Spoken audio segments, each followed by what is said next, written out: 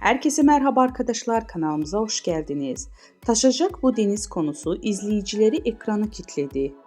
Taşacak bu deniz konusu ile izleyicileri etkilemeyi başardı.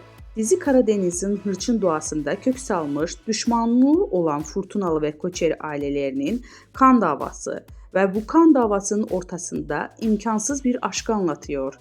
Nesillerdir süren bu husumetin ortasında ailelerin çocukları olan Adil Koçeri ve Esma Fırtuna'nın geçmişte yarım kalmış tutkulu sevdası yeniden canlanıyor. Esme'nin Adil'i vurması tüm olay örgüsünü beklenmedik bir döneme sokar. Tam bu anda büyük sırrı çözmek için Trabzon'dan gelen Yunan doktoru Eleni, Adil'in yaşamını kurtarması iki düşman ailenin yazısını kökten değiştirir.